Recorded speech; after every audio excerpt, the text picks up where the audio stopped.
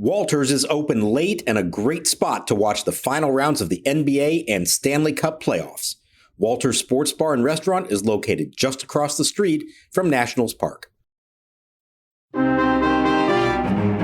Oz brings hands together. 1-on-1 out. 1-0 Nats. The pitch.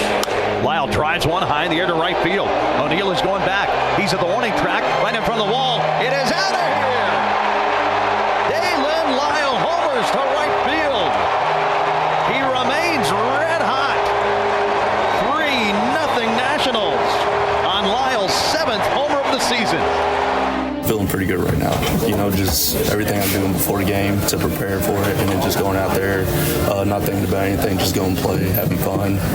The runner at second, Tyler O'Neill. Leody Taveras, the runner at first. 2 out, top of the 9th. Lovelady to the belt. The pitch, swinging a ground ball up the middle. It's a base header to center field. Rounding third, coming home O'Neill. Rounding second, heading for third, Taveras.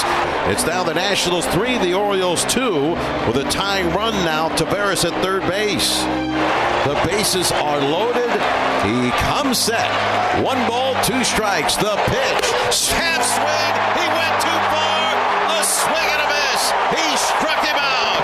And a Curly W's in the books. Littell doing what he did. Alvy doing what he did. Then those 2 bullpen guys coming in the 9th in not easy spots. And welcome to Nats Chat. I'm Al Galdi, host of the Al Galdi podcast. I'm joined by Washington Nationals insider Mark Zuckerman of NatsJournal.com. He's at Nationals Park. The Nats are back to being a game under 500. Will the curse of 500 continue? The Nats have lost 15 consecutive games when having the chance to get to 500 in a regular season, but a chance to break that streak will come on Saturday as the Nats on Friday evening beat the Baltimore Orioles 3-2 at Nationals Park in game 1 of a 3-game series. The Nats in this game scored a run in the bottom of the 4th and 2 runs in the bottom of the 6th, and then held on tight for the win despite giving up 2 runs in the top of the 9th. And so the Nats in MLB's 2026 regular season now are 22-23. Yes, 1 game under 500. The O's now are 20-25. This installment of Nats Chat brought to us by the Golf Yards in Ballston. With their unexpectedly strong start, the Nats are proving that offseason and spring training pay off. Bring that same year-round focus to your golf game at the DMV's premier indoor 24/7 performance club. Visit thegolfyards.com. So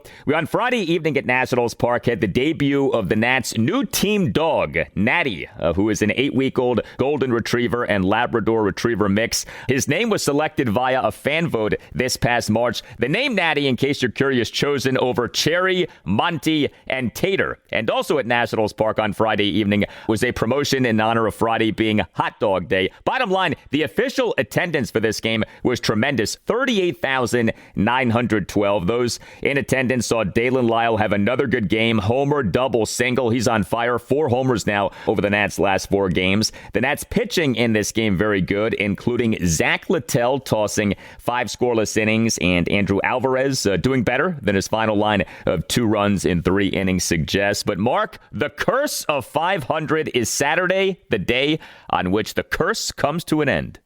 I hope so, Al, because I don't want to write that story again. I did it the other day. I think we've exhausted that subject. As far as this one, it was a really good crowd. And I kind of thought that the hot dog promotion at first, I thought this is a little silly, everything they're doing with that. But I'll tell you what it did. They had a big crowd. And for the first time in a long time, I really felt like it was overwhelmingly Nats fans and not Orioles fans. And I don't know if that was intentional or not, but I think it worked out pretty well in that regard, that you had so many probably Nats fans that just bought tickets for this game because of the promotion. And it felt like there were a lot fewer Orioles fans out there. And so even though the Nats couldn't muster up all that much offense in the game and the Orioles had to play catch up there in the 9th inning, that sellout crowd got to relish a very nice win for the home team. Well done. Hot Dog Day. The theme is all over the place, including on this podcast. Well, the giveaway for Saturday is a great giveaway. It's Alex Ovechkin bobblehead day, but it's not just any old Alex Ovechkin bobblehead.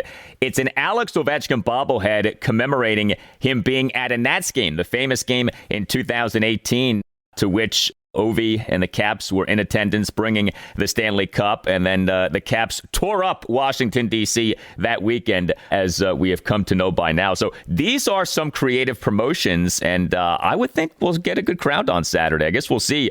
But the crowd on Friday night, I mean, even if you expected a good crowd, I feel like that surprised people that the crowd was that good for two sub-500 teams. Again, 38,912 was the official attendance.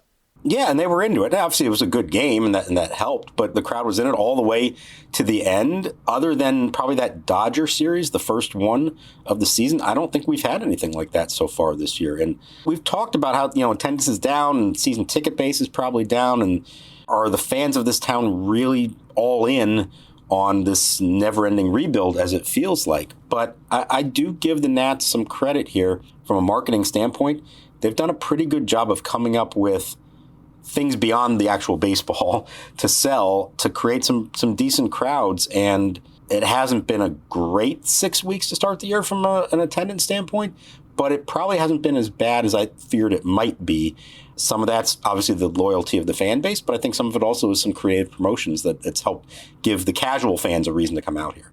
And this is something we are seeing across baseball. Teams have gotten really good at this stuff when it comes to coming up with creative promotions. And MLB is in the midst of an attendance boom. Last regular season, 71.4 million total fans. MLB surpassed the 70 million benchmark for a third consecutive season. That had not happened in 8 years. First time that MLB had 3 consecutive years of attendance growth since 2005 through 2007.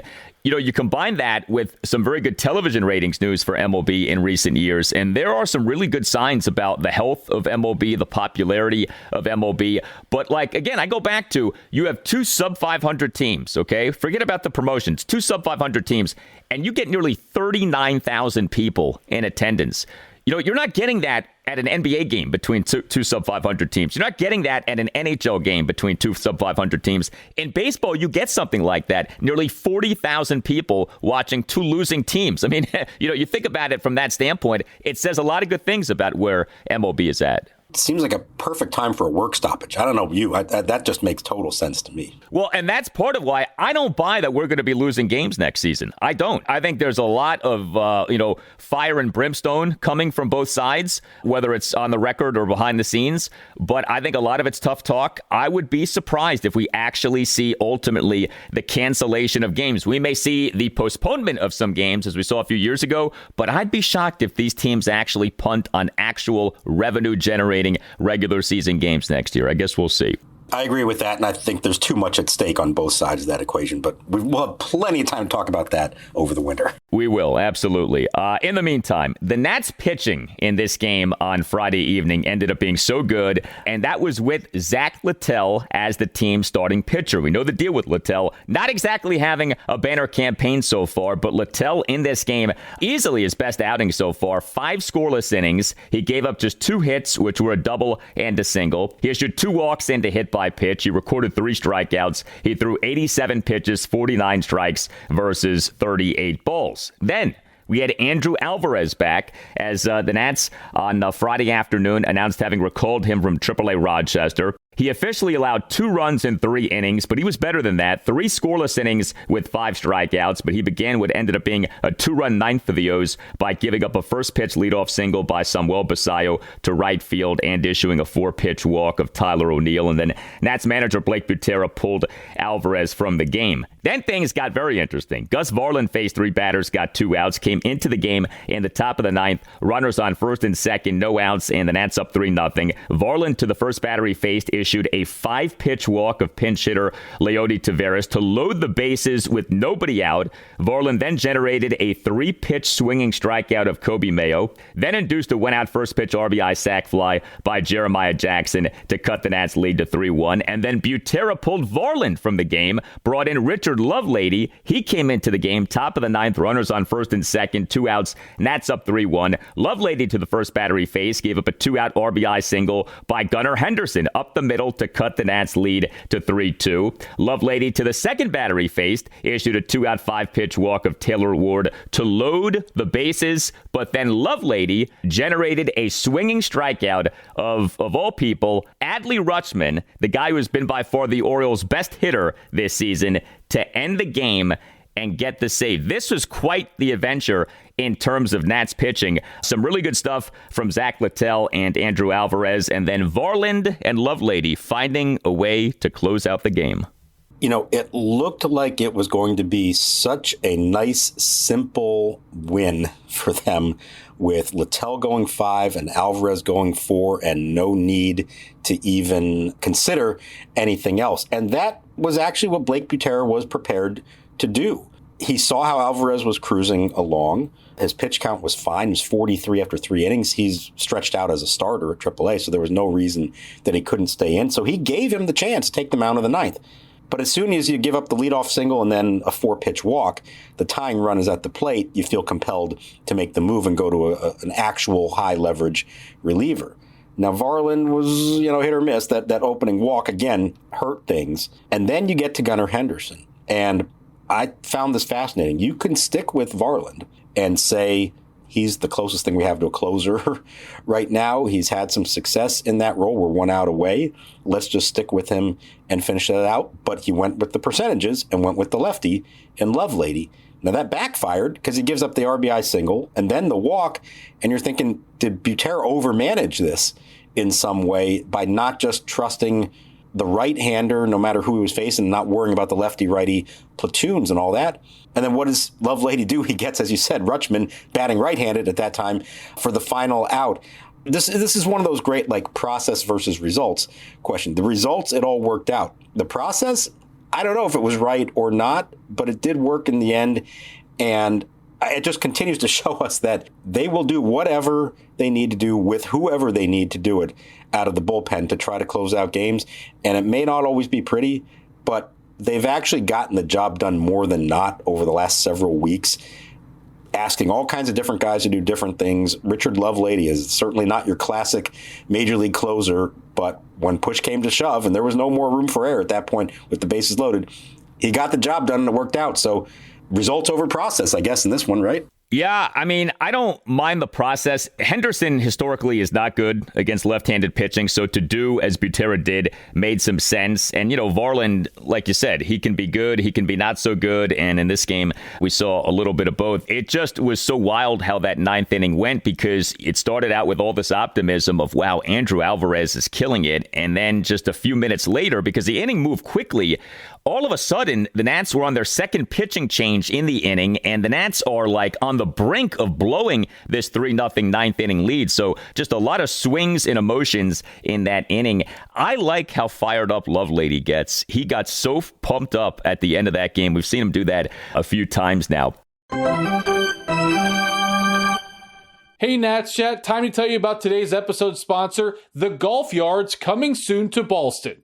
With the off-season and spring training behind us, the Nats are off to an unexpectedly strong start. It really just goes to show you that year-round focus, fitness, and training make a massive difference in performance. The exact same goes for your golf game. If you want to play your best golf this summer, you can't just show up to the first tee hoping for the best. You need a place to put in the work and analyze the data. That is why you need to check out the Golf Yards, coming soon to Ballston. Right off I-66, it's the most advanced 24/7 indoor golf performance club in the DMV. This isn't a simulator bar. It's a true year-round training facility. They have the exact same tech the pros use. Tour-grade TrackMan simulators, a well-putt putting simulator, elite OxFit and Techno Gym strength conditioning, and a one-of-a-kind short game area with a real sand trap. Whether you are grinding on your swing data or building rotational power in the gym, this is how you get better. Doors are opening soon, but founding memberships are going fast. Go to thegolfyards.com right now to lock in your spot and bring that year-round focus to your game. That's thegolfyards.com. 25 strikes for Andrew Alvarez. Starts the wind, the 1-2 to Alonso. Swing and a miss. He struck him out with a curveball. That's his fourth strikeout and his second 1-2-3 inning. The Orioles go in order, middle of the eighth in the nation's capital. It's the Nationals 3, the Orioles nothing. I feel comfortable in the role. Whatever they need me for, I'm here for it. Andrew Alvarez. So, as we are recording this late night on Friday night, I keep checking the Nats' Twitter communications to see if Alvarez has been optioned back to AAA Rochester. As best as we can tell, he has not been. I got to tell you, I want to see more of this guy. I know the final line was not great, 2 runs, 3 innings, but like I said, he had tossed 3 scoreless innings with 5 strikeouts. And remember what he did in his other outing at the major league level here in this regular season. April 19th, the Nats 3-0 win over the San Francisco Giants at Nationals Park. The Nats in this game used 1 pitcher beyond opener P.J. Poulin and bulk man Miles Michaelis, and that man was Andrew Alvarez, who tossed 4 1/3 shutout innings with 5 strikeouts. And then the Nats, after the game, announced having optioned him back to Rochester. But, we saw good stuff from him last season at the major league level. I think we've seen good stuff from him over 2 appearances at the major league level this season. And I would like to see more. I hope we do. I hope he doesn't get optioned back to Rochester here and he stays up for a while. I'm going to guess that they're just going to wait the day and not make him go from the high of helping them win the game to going right back down, and that they'll maybe announce it on Saturday because they could probably use another reliever, but who knows? Maybe they won't. Here's what I'll say about him. He's now pitched in 7 major league games when you count last September and now 2 appearances this year. And in that time, he's got a 2.05 ERA, a 1.109 whip, and it's across more than 30 innings. So it's not nothing. I understand that he doesn't have the profile of some of the more highly touted prospects in baseball. The stuff doesn't compete with those guys. But everywhere he's been, and that includes the big leagues now, he's had success. And to me, you've got a franchise that's trying to figure out what they have for the future. And maybe deep down, they don't think Andrew Alvarez is a big part of that future. But what do you have to lose by putting him out there, whether it's in this long relief role or even as a starter? What do you have to lose? If it doesn't work out, you lose a few games. You weren't really expecting to win this year anyways, and now you found out once and for all. If he does continue to have success, maybe you have found something unexpected. Maybe there's something about this kid that works at every level that he's pitched at, and despite what the peripherals might say or just the eye test, he gets the job done. He gets out. He's effective. And I think he's gaining confidence every time he pitches up here and pitches well. So I agree. I would definitely like to see more of him. Do I think we will?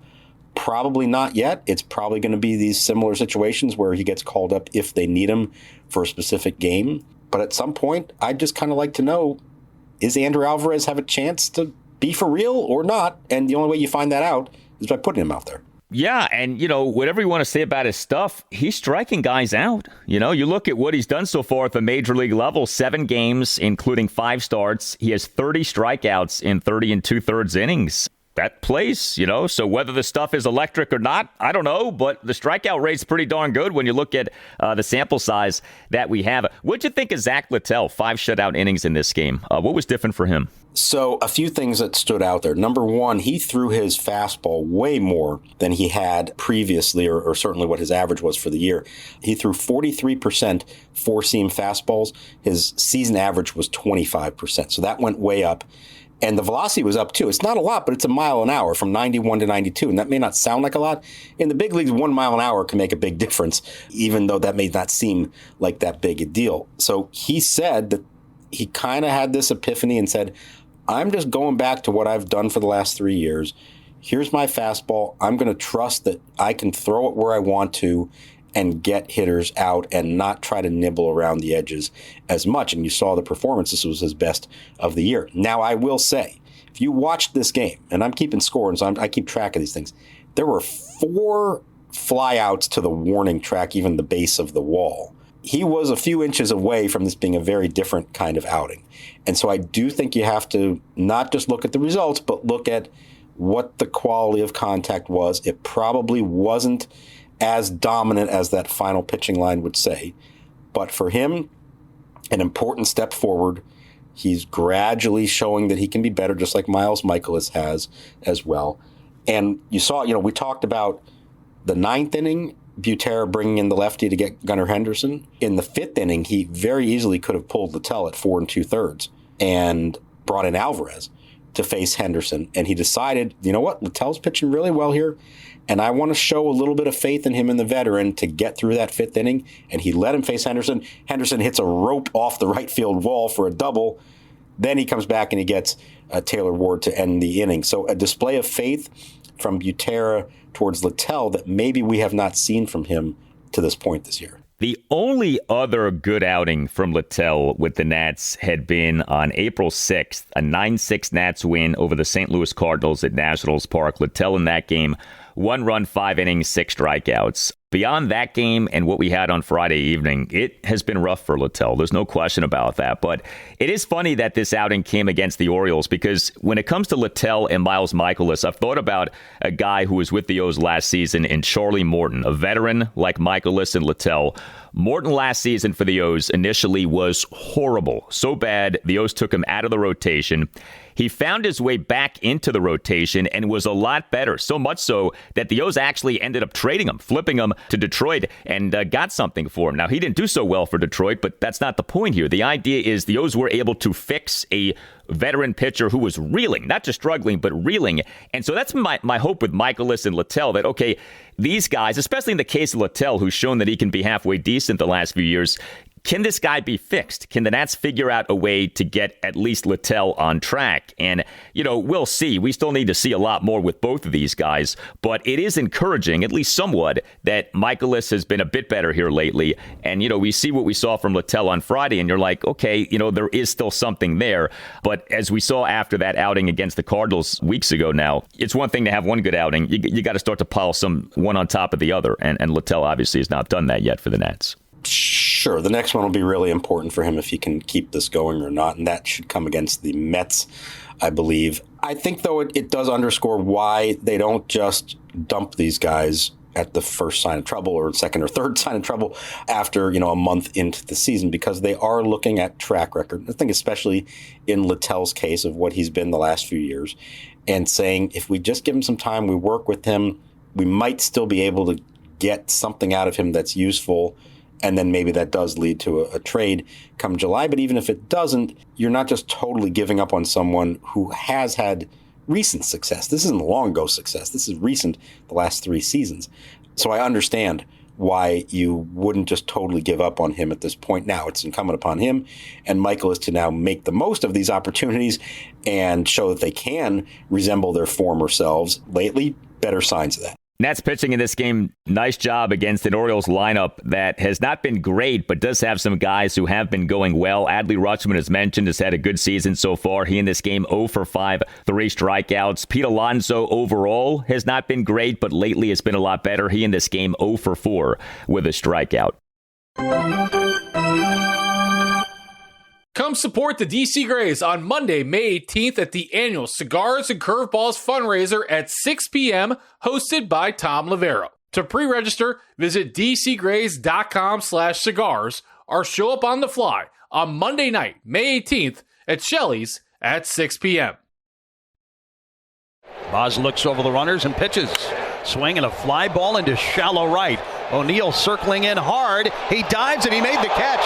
Abrams tags. O'Neill hops up, throws home, not in time. Abrams scores standing, and the Nationals have taken a 1-0 lead on the shallow sac fly to right that required O'Neill to make a diving play.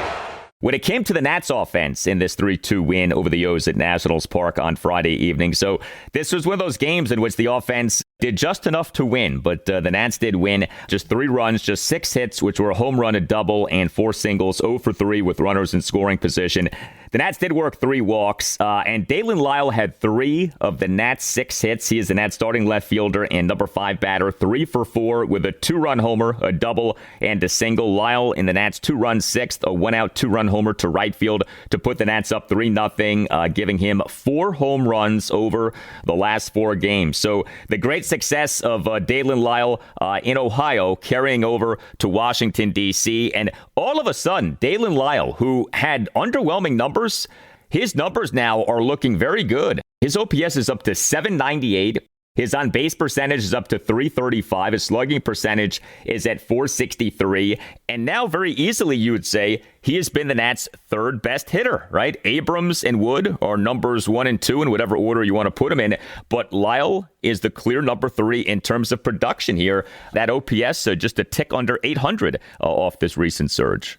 And he's basically done it in 4 days. I mean, that's the amazing thing. He was showing signs before this, but has just taken off the last 4 days. He's 10 for his last 21, and most importantly, 6 extra base hits, 3 doubles and 3 homers. So he's slugging again like we saw from him last year. Now, the thing we still have not seen, remarkably, is a triple. 11 of them last year to tie the club record. Still looking for his first one this year. I don't know about you, but when he came up to bat for the final time in the 8th inning, I'm thinking, perfect opportunity. He's got the single, the double, the homer.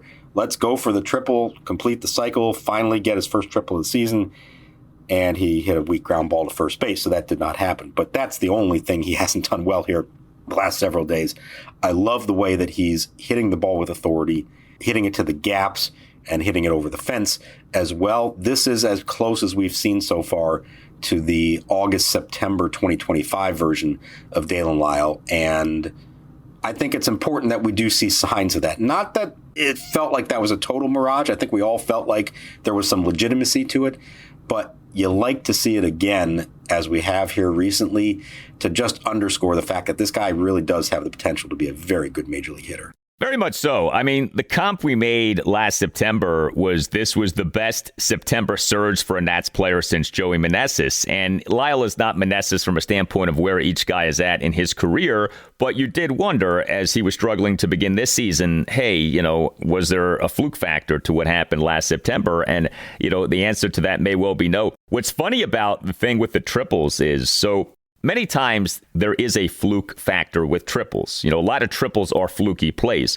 I remember, though, us talking about all the triples by Daylen Lile. They were not fluky triples. He was hitting for legitimate power. And so that he has no triples here is a bit surprising because those seem to be like legit solid triples that he gave us last season. So far, 0 triples this season. We'll see what comes of that. I also think this, too, with Lile. It's tough what is happening with Dylan Cruz and Robert Hassel III, those guys being a AAA, even with Cruz doing a bit better lately. I think Lyle doing well does help to soften that blow just a bit because at least there is a young outfielder who you do feel good about here with the Nats beyond James Wood, and that's Daylen Lile. It's not Dylan Cruz, but it is Daylen Lile. And, if Cruz and or Hassel ever get going, that'll make things even better. But for now, I think there is some solace you can take in the reality of, hey, Daylen Lile is a piece. He looked like a piece last season, and right now he very much looks like a piece. Yeah, for all that talk we've had in the last year or so about, oh my God, the Nats have so many great young outfielders. How are they going to find playing time for them all? Well, that's not really a problem at the moment. They've got their 3 guys who pretty much play every day, and then some others at AAA who still have to earn their way back. So, yeah, I agree. I think it was very nice to see that you have at least somebody else from that group besides James Wood, who is proving himself to be a quality big league hitter. And I think his defense is getting a little better, too. He was an underrated play, but Blake Butera went out of his way to mention it in this game. There's a deep drive in the 7th inning by Jackson off the left field wall, and Lyle played it really well on a hop, got it back in, and held the runner, Kobe Mayo, to third. And that allowed Andrew Alvarez to strike out Gunnar Henderson in the 7th to get out of that jam with runners on 2nd and 3rd. It's a small thing, but we've seen Lyle struggle with balls in the corner, off the wall, that kind of stuff. If he doesn't play that as cleanly as he does, a run comes in and it could be a totally different ballgame. We're learning about Blake Butera. He loves to bring up defense in his post-game sessions with you guys. And you'll ask him, or someone will ask him about, hey, this guy did really well offensively. And inevitably, Butera brings up that guy's defense. You could tell defense is a really big deal to Butera. I thought the way our defense played tonight was really, really good. I thought CJ played a great shortstop. I thought 2 plays that might not get noticed is how quickly Woody got the ball in from right field on a double on Henderson, and then also how quickly Daylen got the ball in from left field as well, keeping those guys at third base. I think it's number 1 on his list above anything else. He gets more excited for good defense, and he gets more upset than anything else over bad defense. All right, so the curse of 500, does it end on Saturday? Game 2 of this series, a 4:05 first pitch at Nationals Park. Cade Cavalli versus Chris Bassett. We have been begging for some length from Nats starting pitching. Zack Littell did give the Nats 5 innings. These days, I guess that disqualifies length to some extent. But the hope here would be that Cade Cavalli can go out there and give the Nats, let's say 6 innings. And I know that that's not easy. And, it's a bit unfair when you look at Cavalli, right? Still a developing pitcher, to be, eyeing him as like the guy who can come in and carry the load. But that is how things are set up here. And with all that is being asked of Nats relief pitching right now, going to be very interesting to see how Cavalli does on Saturday as the Nats attempt to end the streak. I sure hope they do it, like I said, because I'm kind of tired of the storyline now. I'll admit it was a little bit fun from my standpoint in Cincinnati, because when you realize that when they lost it was 15 in a row like that, it made for a compelling story of what was otherwise an awful baseball game. But that's not a story anymore. Now it's just annoying. So, yeah, I would love to see Cade Cavalli come out and be the best version of himself and pitch deep in the game. Let's remember that Miles Michaelis is scheduled to start the finale on Sunday. You want your relievers fresh for that one, and so you'd love to only have to use a couple of guys after Cavalli on Saturday. Let's see if he can do it, and maybe he can finally get this team to the 500 mark, which means so much, as we know. For this team this season, actually, I think there is something to it, at least for those of us on the outside. I know Blake Butera said it's not that big of a deal to him. I don't know. It's not anything. We're not like in there like, hey, let's get to 500 tonight.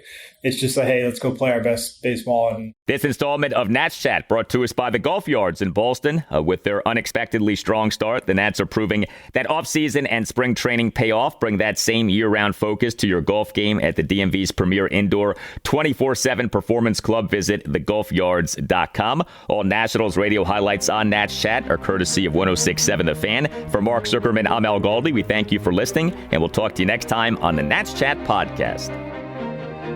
3-0 Nationals, top of the 7th. The 2-2. Got him swinging. The slider strikes out Henderson, who then throws his bat away in disgust. Alvarez gives up a pair of 2-out hits, but he leaves runners at second and third.